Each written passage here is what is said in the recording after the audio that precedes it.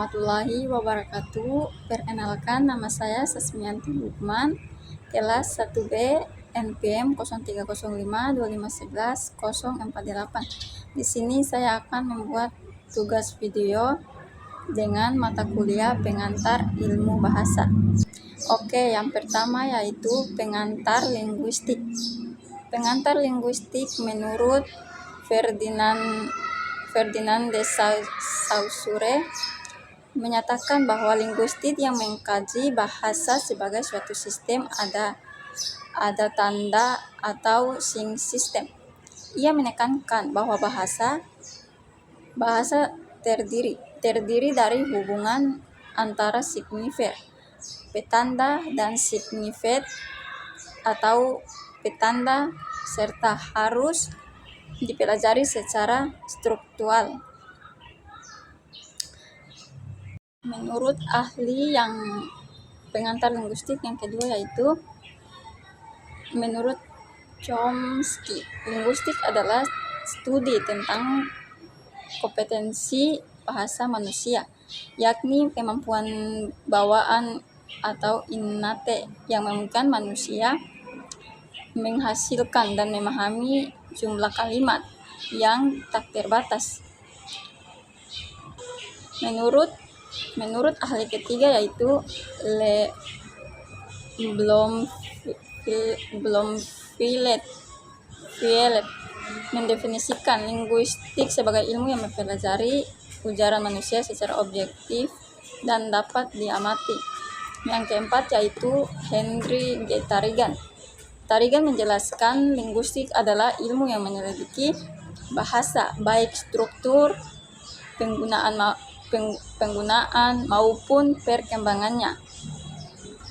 Menurut ahli yang kelima, menurut menurut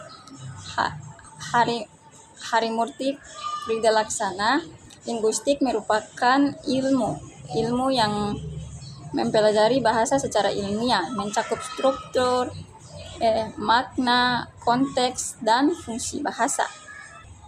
Oke, kita lanjut kepada pengertian bahasa. Menurut Saussure, bahasa adalah suatu sistem tanda atau signs yang digunakan untuk menyampaikan gagasan. Ia melihat sebagai struktur yang terdiri dari hubungan antara signifier, bunyi atau bentuk ujaran. Oke, yang ketiga yaitu sifat-sifat bahasa. Sifat-sifat bahasa yang pertama yaitu bahasa itu berupa bunyi. Bahasa pada dasarnya disampaikan melalui bunyi ujaran yang dihasilkan oleh organ wicara. Contoh, kata makan terdengar sebagai bunyi atau makan ketika diucapkan. Yang kedua yaitu bahasa itu berupa lambang. Bahasa terdiri dari lambang-lambang yang mewakili konsep atau makna tertentu. Kata dalam bahasa lambang untuk mewakili realitas, ide, atau objek. Contoh, kata rumah adalah lambang untuk bangunan tempat tinggal. Yang ketiga yaitu arbitrer. Arbitrer itu tidak ada hubungan semena-mena antara kata dan maknanya. Tidak ada alasan logis mengapa sebuah benda diberi nama tertentu. Contoh, kata kucing dalam bahasa Indonesia tidak ada hubungannya secara alamiah dengan hewan tersebut.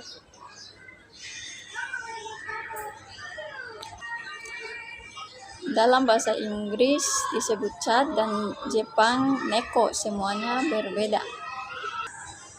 Oke, yang keempat yaitu bahasa itu konvensional. Bahasa dipahami karena adanya kesepakatan masyarakat penuturnya. Contoh, semua penutur bahasa Indonesia sepakat bahwa kursi merujuk pada tempat duduk. Yang kelima yaitu produktif.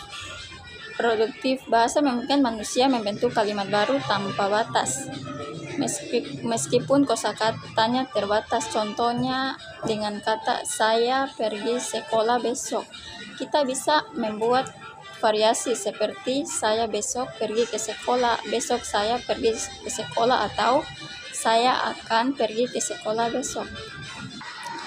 Oke, yang keenam yaitu bahasa bersifat dinamis, di mana bahasa selalu berubah mengikuti perkembangan zaman. Contoh munculnya kata baru seperti swafoto atau unggah. Oke, yang ketujuh yaitu bahasa bervariasi. Bahasa memiliki banyak ragam sesuai situasi, penutur, atau tujuan komunikasi. Contohnya ragam formal, Anda akan saya bantu. Ragam informal, gue bantu deh. Oke, yang ke-8 yaitu bahasa itu universal. Walaupun unik, ada aspek yang sama di semua bahasa seperti adanya fonem, morfem, sintaksis. Contoh, semua bahasa memiliki konsep subjek, predikat, walaupun istilahnya berbeda. Oke, yang terakhir ke-9 yaitu bahasa itu manusiawi. Bahasa adalah kemampuan khas manusia, tidak ditemukan pada makhluk lain. Contohnya, manusia dapat membentuk kalimat panjang, seperti jika hujan turun besok, saya mungkin menunda perjalanan. Kemampuan ini tidak memiliki oleh hewan. Oke, kita lanjut di yang selanjutnya yaitu subbidang linguistik. Ada fonologi, fonetik, semantik, morfologi, dan sintaksis. Yang pertama yaitu fonetik. Fonetik adalah cabang linguistik yang mempelajari bunyi bahasa sebagai fenomena fisik. Fonetik meneliti cara bunyi dihasilkan, artikulatoris. Dan yang kedua yaitu fonologi. Fonologi adalah cabang linguistik yang mempelajari bunyi sebagai bagian dari sistem bahasa.